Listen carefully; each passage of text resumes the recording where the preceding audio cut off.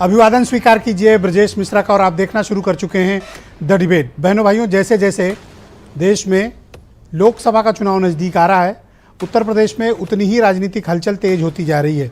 कांग्रेस इन दिनों double game खेल रही है, समाजवादी पार्टी को तो पिन कर ही रही है।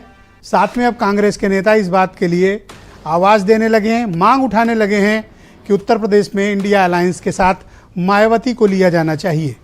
मायावती को साथ लिए जाने के लगातार बयान आ रहे हैं और समाजवादी पार्टी को उकसाने में कांग्रेस कोई कोर कसर बाकी नहीं छोड़ रही है।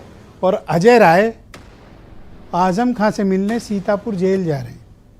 अभी सपा का कोई नेता नहीं गया, लेकिन कांग्रेसी वहां पहुंच रहे हैं, वो भी कौन? प्रदेश अध्यक्ष।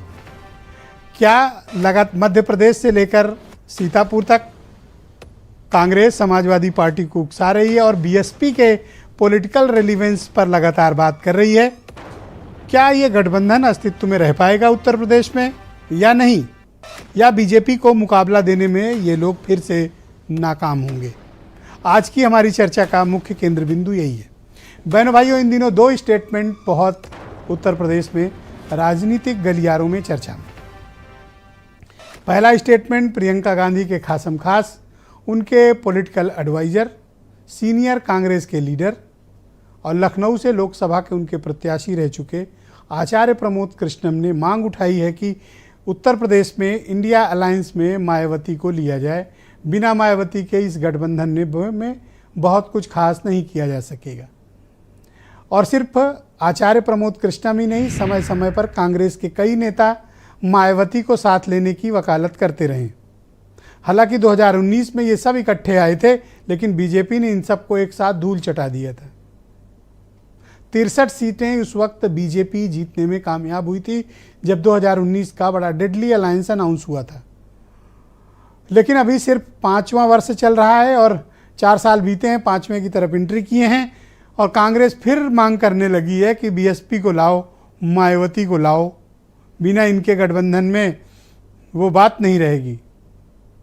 तो ऐसा कह के क्या कांग्रेस उत्तर प्रदेश में अपने largest political partner Samajwadi party को असहज कर रही है, या ये दिखाना चाहती है कि सपा के नेतृत्व में जीता नहीं जा सकता, इसलिए मायावती को लाया जाए?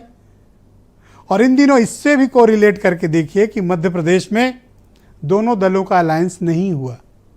कांग्रेस ने सपा को एक भी सीट नहीं दी। कांग्रेस के नेताओं ने और सपा के नेताओं ने एक दूसरे के टॉप लीडरशिप पर गाली गलौज की, अभद्र टिप्पणियां की और हर तरह की बातें कहीं। हालांकि बाद में पॉलिटिकल इंटरवेंशन से मामला सिमटा, लेकिन तब तक अजय राय ने एक और कांड कर दिया है। उन्होंने कहा आजम खां के साथ बहुत बड़ी नाइंसाफ़ी हो रही है और वो खुद सीतापुर जेल कल जा रहे हैं। कल अजय राय सीतापुर जेल पहुंच रहे हैं। तो क्या ये समाजवादी पार्टी को उकसाने और एक पर्टिकुलर कम्युनिटी या सपा के वोट बेस पर कांग्रेस वार करने की कोशिश कर रही है, या अपने सबसे लार्जेस्ट पॉलिटिकल स्टेक होल्डर के उत्तर प्रदेश में उसको असहज स्थिति में कांग्रेस छोड़ रही है? जवाब है हाँ। कांग्रेस लगातार समाजवादी पार्टी को असहज कर रही है। ऐसा क्यों कर रही है कांग्रेस? इसका जवाब तो कांग्रेस की लीडरशिप और नेता ही देंगे। लेकिन इन दिनों जो कुछ भी हो रहा है वो बीजेपी के लिए फायदेमंद है। ये आपस में लड़ रहे हैं और लड़ नहीं भी रहे हैं तो आगे कुछ दिनों के बाद लड़ने की तैयारी भी कर रहे हैं। कांग्रेस ने आज फिर बयान दिया है 80 में 80 में तैयारी कर रहे हैं, यानी सब सीट पे तैयारी कर रहे हैं। अब देखिए, मध्य प्रदेश में सीट नहीं दी, एक दूसरे के प्रति गाली गलौज की पराकाष्ठा हुई, बाद में पैचअप हुआ और आज फिर अजय राय ने घोषित किया है कहाँ जा रहे हैं? आजम खां से मिलने। समाजवादी पार्टी इस मसले पर क्या ओपिनियन रखती है? क्या कांग्रेस के इस गेम को वो समझ रही है, या कांग्रेस समाजवादी पार्टी को ढकेल कर अपोजिशन की वो जगह उत्तर प्रदेश में बनाना चाहती है जो स्थान समाजवादी पार्टी के पास है? लेकिन कांग्रेस को ये भी लगता है कि अकेले दम वो सपा को हिला भी नहीं पाएगी उसके तख्ते से, तो उसे साथ किसका चाहिए? मायावती का। जबकि मायावती 10 बार पब्लिक स्टेटमेंट दे चुकी हैं, लिख कर दे चुकी हैं, ट्विटर फेसबुक सब जगह लिख चुकी हैं, अकेले किसी के साथ नहीं जाएंगे।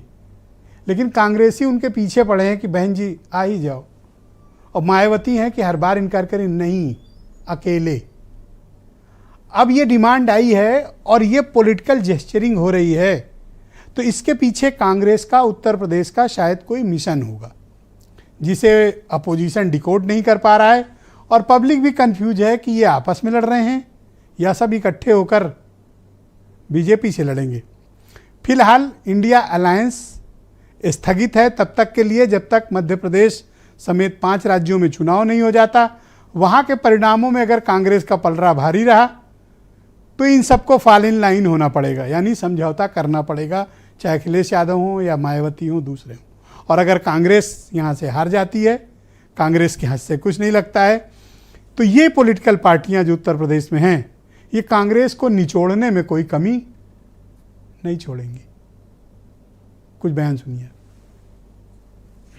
कांग्रेस एक समंदर है, इसमें जो आए हम तो स्वागत करते हैं। हम तो मायावती जी से भी निवेदन करना चाहेंगे वो भी कांग्रेस में आ जाएं, देश को बचाएं, हमारे साथ आए, मगर आना ना आना ये तो उनका फैसला। कांग्रेस पार्टी ने हमेशा देश को भ्रमित करने के लक्ष्य से काम किया है, हमेशा देश को गुमराह करके अपने निजी राजनीतिक रोटियां सेकने के एजेंडे से काम किया है।